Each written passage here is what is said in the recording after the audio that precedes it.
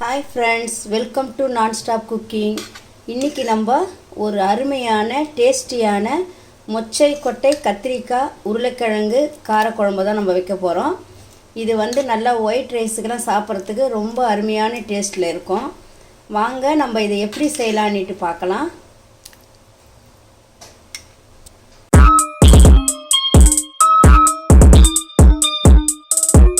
இப்போ நான் இந்த மொச்சக்கொட்டை நைட்டே ஊற போட்டுட்டேன். இதை நைட்டு ஊற வச்சுட்டு இப்போ நல்லா கழுவி எடுத்துட்டேன். இதை நம்ம குக்கரில் போட்டுக்கலாம். போட்டுட்டு இதில் தண்ணி நல்லா இது மூழ்கிற அளவுக்கு ஊற்றிட்டு இது ஒரு 4 விசில் விட்டு எடுத்துக்கலாம். நல்லா கொஞ்சம் நல்லா வெந்து இருக்கணும். இதை நம்ம விசில் போட்டு 4 விசில் போட்டு இதை எடுத்துடலாம். இப்போ நம்ம இந்த மொச்சை கத்திரிக்காய் குழம்புக்கு ஒரு மசாலா ஒன்று அரைச்சிக்கலாம். இப்போ நம்ம ஸ்டவ் பற்ற வச்சு இதில் 2 டீஸ்பூன் எண்ணெய் விட்டுக்கலாம். நான் கடலை எண்ணெய் தான் விட்டுருக்கிறேன், நீங்கள் நல்லெண்ணெய் கூட விட்டுக்கலாம். இதில் ஒரு பெரிய சைஸ் வெங்காயம் ஒன்று போட்டுக்கலாம்.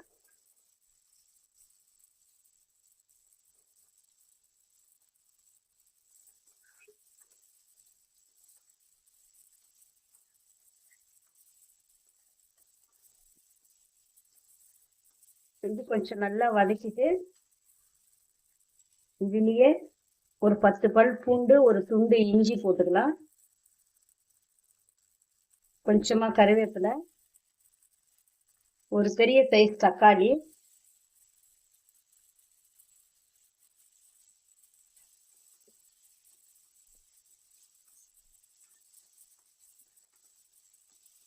இப்போ இதெல்லாம் நல்லா கொஞ்சம் வதக்கிடலாம். வெங்காயம் தக்காளி எல்லாமே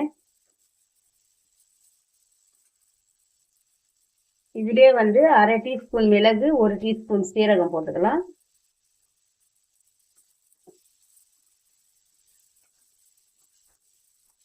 இப்போ இந்த வெங்காயம் தக்காளி பூண்டு இது எல்லாமே நல்லா வதக்கிடணும்.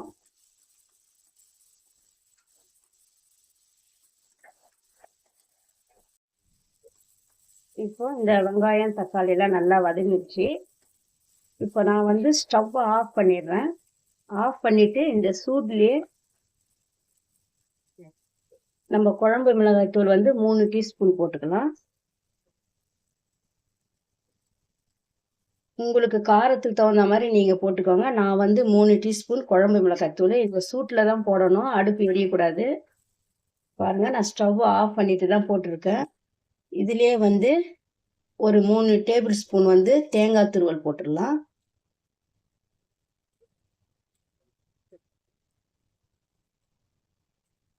இதையும் நல்லா நம்ம கிளறி விட்டுடலாம்.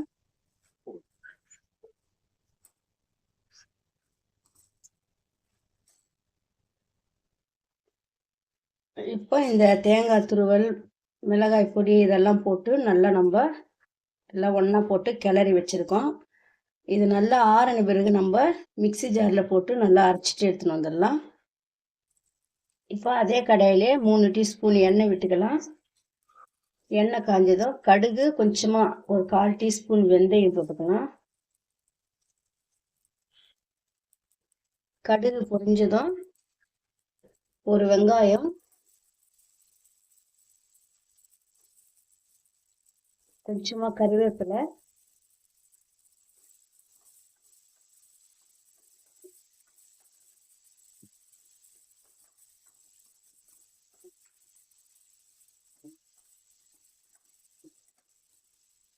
இப்போ இந்த வெங்காயம் நல்லா வதங்கின பிறகு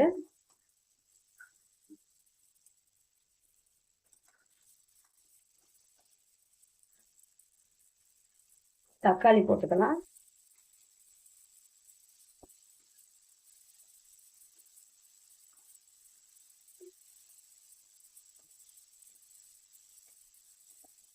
இதுக்கு ஒரு மீடியம் சைஸ் வெங்காயம், ஒரு மீடியம் சைஸ் தக்காளி போட்டிருக்கோம். இப்போ இந்த வெங்காயம் தக்காளி நல்லா வதங்கணும்.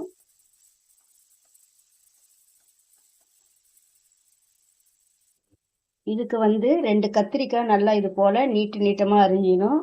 உருளைக்கிழங்கு, ஒரே ஒரு உருளைக்கிழங்கு இது போல் தோல் சீவிட்டு கட் பண்ணி வச்சுக்கணும்.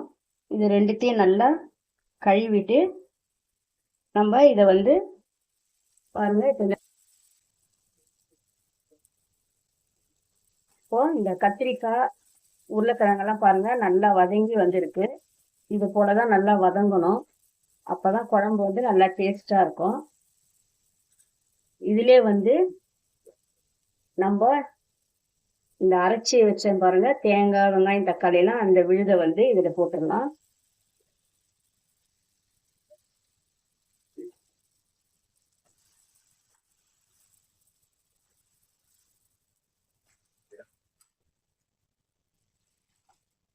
இப்போ இந்த மிக்ஸி ஜார்லயே கொஞ்சம் நல்லா ஒரு டம்ளர் தண்ணி விட்டு அதையும் இதுலயே ஊற்றிக்கலாம்.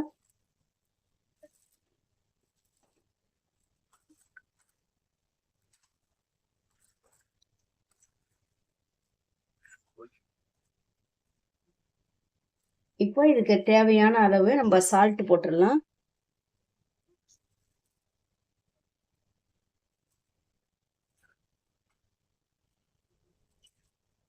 இப்போ இன்னும் கொஞ்சம் நல்லா தண்ணி விட்டு இதுலயே கொஞ்சம் மஞ்சள் பொடி போட்டுக்கலாம். இப்போ இந்த அளவுக்கு நம்மளுக்கு தண்ணி இருக்கணும். நம்ம ஏற்கனவே இந்த மொச்சக்கொட்டை வந்து வேக வச்ச தண்ணி அப்படியே சேர்ந்து இருக்கும். அதனால வந்து இந்த அளவுக்கு இப்போ தண்ணி விட்டு இப்போ அப்படியே நம்ம மூடி போட்டு இந்த கத்திரிக்காய் வேகட்டும். மூடி போட்டு நம்ம கத்திரிக்காவை நல்லா வேக விட்டுக்கலாம். இப்போ இந்த கத்திரிக்காய் வந்து நல்லா பாதி அளவுக்கு வெந்திருக்கு.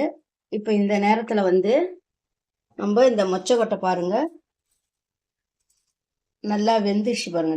இது போலதான் நல்லா அப்படியே மாவு மாதிரி இருக்கணும். இது போல நல்லா வேக வச்சுக்கணும்.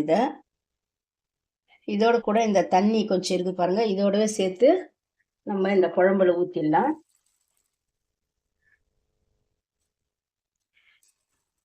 இப்ப இதையும் நல்லா கிளறி விட்டுட்டு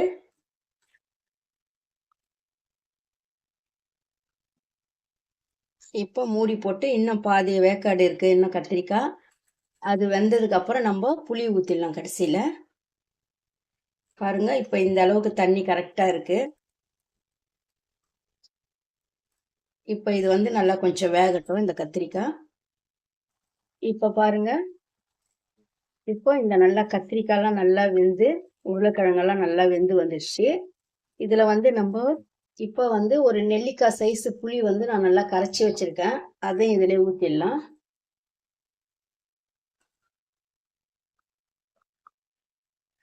அவ்வளவுதான். இப்ப நல்லா இதை கிளறி விட்டுட்டு இது ஒரு 3 நிமிஷத்துக்கு நல்லா கொஞ்சம் தீ குறைவா வச்சு நல்லா கொதிக்க வைக்கணும். இந்த புளியோட பச்சை வாசனை எல்லாம் போற அளவுக்கு. அதுக்கப்புறம் நம்ம ஆஃப் பண்ணிடலாம். இப்போ இதை ஒரு 3 நிமிஷத்துக்கு நம்ம கொதிக்க வைக்கலாம். அவ்வளவுதான். இப்போ இந்த புளி ஊத்தி நல்லா ஒரு 3 நிமிஷத்துக்கு நல்லா கொதி வந்துருச்சு பாருங்க. இந்த அளவுக்கு தான் இருக்கணும். இதுலயே வந்து நம்ம கொஞ்சமா கொத்தமல்லி போட்டுக்கலாம். இப்போ இந்த மொச்சை கத்திரிக்காய் உருளைக்கிழங்கு போட்ட குழம்பு ரெடி ஆயிடுச்சு பாருங்க. இது நல்ல ஒரு அருமையான டேஸ்டா இருக்கும். ஒயிட் ரைஸ் போட்டு சாப்பிடலாம். நம்ம இட்லி தோசைக்கு கூட இதை தொட்டுக்கலாம். இதே போல மெத்தட்ல நீங்களும் செஞ்சு பாருங்க. செஞ்சு பார்த்துட்டு எப்படி இருக்குன்ட்டு கமெண்ட்ஸ்ல சொல்லுங்க. இந்த வீடியோ உங்களுக்கு பிடிச்சிருந்தா லைக் பண்ணுங்க, ஷேர் பண்ணுங்க, கமெண்ட் பண்ணுங்க, சப்ஸ்கிரைப் பண்ணுங்க.